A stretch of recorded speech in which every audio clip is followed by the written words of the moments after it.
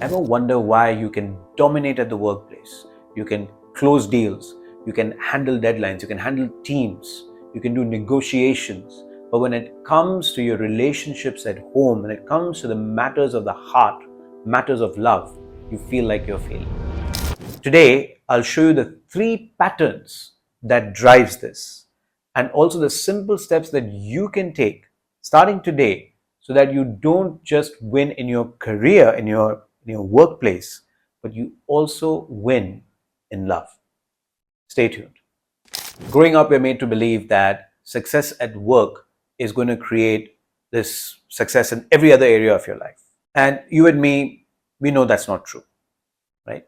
Oftentimes, success at work is just an overcompensation for a lack of success in other areas of your life, like your health or your relationships. And the things that we learn to do in order to be successful in our careers is a lot of times it's different. It's a different kind of skill set than what you need to be successful in your relationships. For example, being hyper responsible, being always there, being super dependable. I mean, this is fantastic in the workplace. But depending upon how you show up at home, this could lead to feeling disconnected, feeling resentful with your partner or with other people in your family, or just, feeling like it's never enough. I've seen this happen in my own life. I was in a relationship with a very, very loving woman, and this woman, she craved connection, like all women do, but she really, really, really wanted to be number one in my life.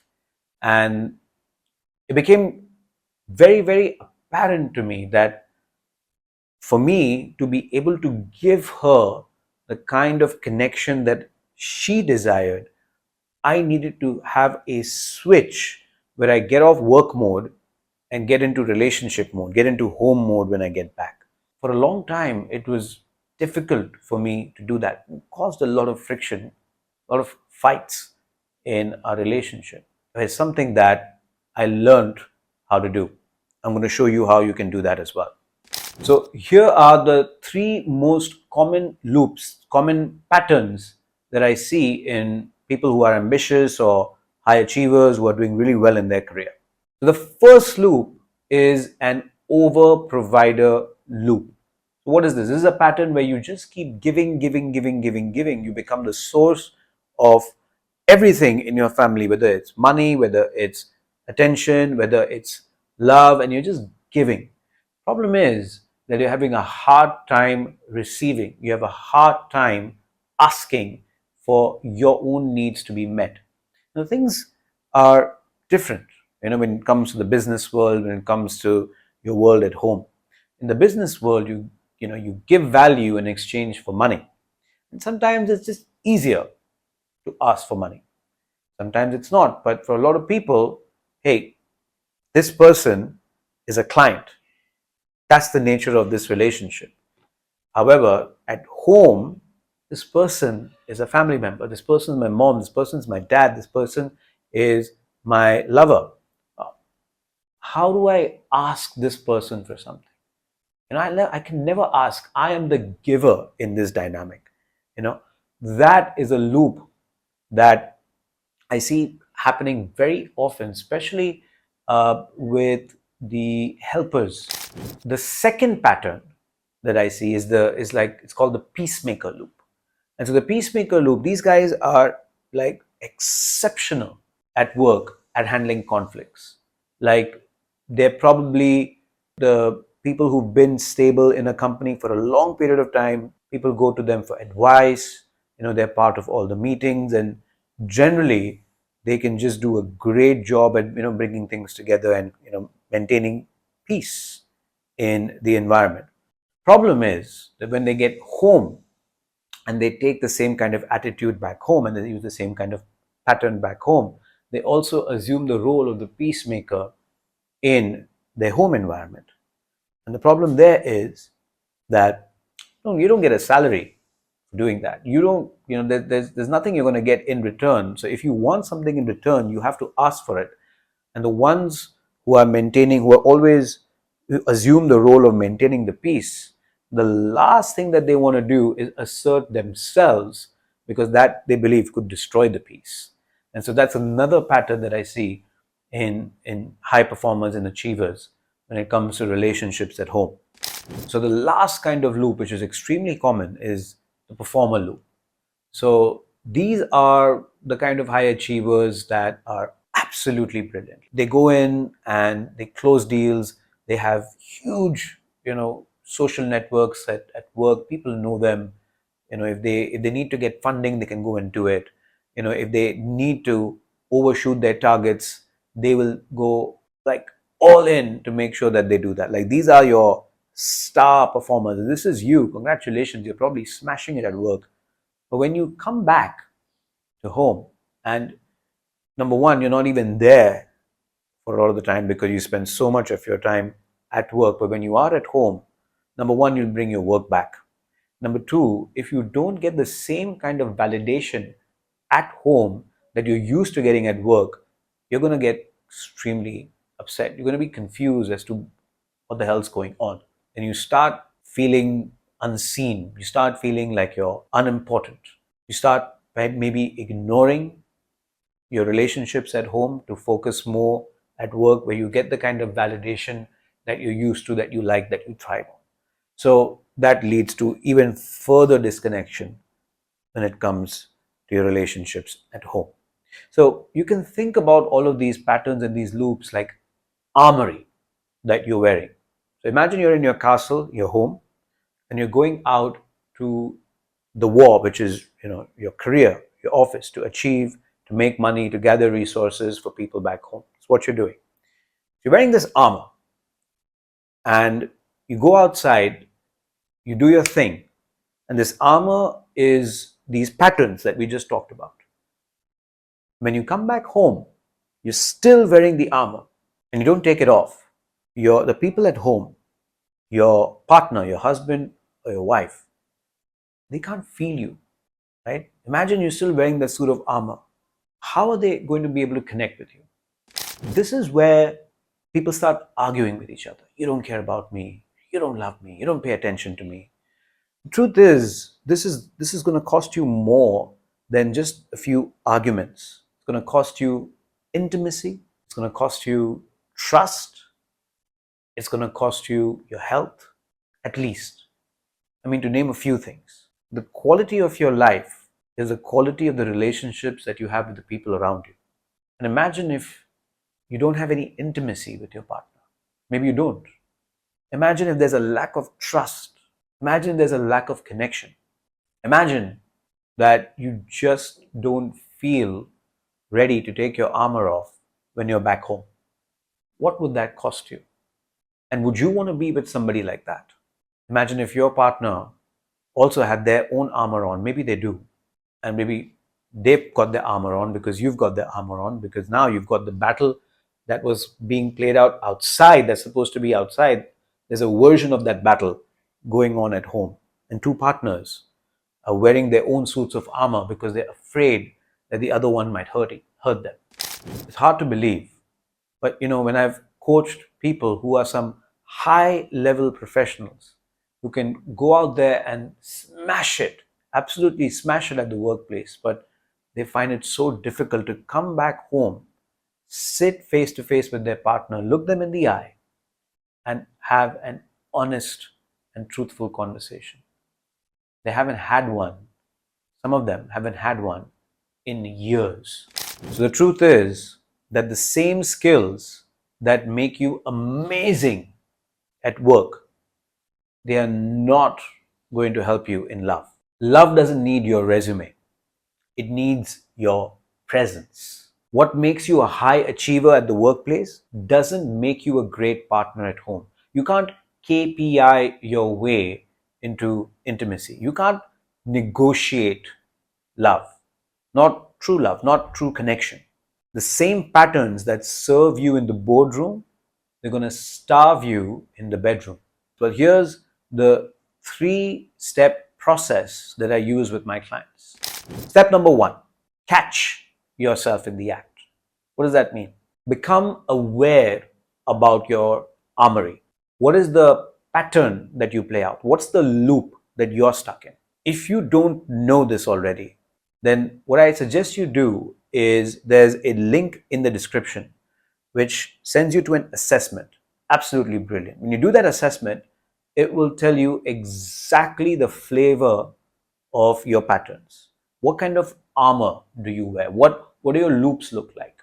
What does your pattern look like? And the reason that's important for you to know is that the only way you can catch yourself is that if you're aware about your patterns in the first place, if you know what to look out for so that you can catch yourself when it happens. For example, if you're somebody who has the peacemaker style of loop or the people pleaser style of loop or a different loop altogether, there are about 9 different flavors of this loop. When you know what your style is, it just becomes easier for you to catch yourself in the act. So the first step is, if you don't know what your type is or you don't know what your pattern is, then do the test, find out your pattern, and then remember to catch yourself in the act. That's step one. So step two is flip the role. What does that mean? So when you do something or when something triggers you at home or you catch yourself in a pattern, ask yourself the question, am I showing up as a partner here at home, or am I showing up as the boss, or am I showing up as a subordinate team member? Could be either, right? Either you could be ordering your partner around like the boss, or you might be taking orders like the subordinate, and you don't want to be in either one of those situations. And so when you flip the role, when you decide, okay, I'm not going to be the boss over here, I'm going to be the partner. I'm going to decide that I'm going to come from a space of connection, not from a space of control. And the last thing is just to claim that present moment, to claim your own presence. And what does that mean? What does that look like? When you flip the role and you realize that I'm going to come from this not as a boss or a subordinate, but as me. The only way you can be me is to become aware about what's going on inside of me. And then how does that relate with what's going on around me? What am I feeling right now? What does my partner feel like now? Where do we meet? Where do we have common ground? You cannot do that while trying to solve problems in your head. You cannot do that while you're complaining about the past or worrying about the future. The only way that you can be connected is to be here, now, with your partner, and all the scariness and the frightening reality of what the situation is right now. If you're fighting with your partner, fight. Fight now. Don't bring up the past, don't bring up the future. Tell him or her what you're feeling right now. If you feeling like there's a lack of intimacy, create that intimacy.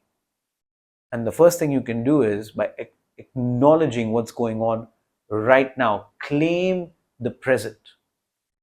This is the simplest, but probably the hardest part of the work that people have to do at home. And it's something that I help my clients with, because sometimes they need help. It's something that I regularly take my clients through interventions and processes, because even though it seems so simple, it's one of the most difficult things to practically exercise. It's frightening, it's scary to take your armor off in front of somebody who could hurt you. Because ultimately, the people that have the power to hurt us the most are the ones that are closest to us. So it's almost like a paradox. The only way you can get closer is if you take the armor off. But if you take the armor off, you risk getting hurt and maybe even destroying the relationship forever. But that's the price you pay right? That's the cost of connection. And that's where real intimacy begins, at the edge of vulnerability. When I started doing this, everything changed in my relationships. I was, as a default, I was always a guy. And a lot of guys have this pattern, right? That they solve problems. So, when a girlfriend or when a family member came to me and wanted to talk, I immediately went into problem solving mode. And I didn't realize that, when they were telling me about their life, they didn't want me to solve their problem. They just wanted to talk. They just wanted me to listen. And I could have just listened and nodded my head and been done with it, or give them solutions. But the truth is that there's a quality of presence that makes all the difference. And I don't know when, I don't know how, but when that snapped in place for me in my head, when I kind of tapped into that presence, the quality of the relationships that I had with friends, with family members, even the kind of relationships that I had at my work changed. And I cannot describe how supported, how loved, how seen I have begun to feel because of this practice. Here's the key takeaway: the same patterns that help you become successful at work will sabotage your relationships and your love life, unless you learn how to switch gears. So if you found value in this video and you want to get started with learning more about your patterns, what exactly runs you, what flavor of the pattern is it that you are demonstrating in your life, there is a link in the description. Go click on that link, do the assessment, and then come back here if you can on the comments. If you know what your pattern is, then write down what your pattern is. It'd be really good to hear from you. And also ask any questions that you might have related to human relationship dynamics in the workplace, at home, in love. Um, my goal over here is to give you as much as I can, to give you clarity, give you all the tools that I can to help you have amazing relationships. Because at the end of the day, the quality of relationships that you have determines the quality of your life. And finally, if you are looking for a great set of people to expand your network of relationships, to meet others who are also keen about learning about transformation and inner work and all of these things, then there's also a WhatsApp community link in the description that you can tap and join. It's completely free.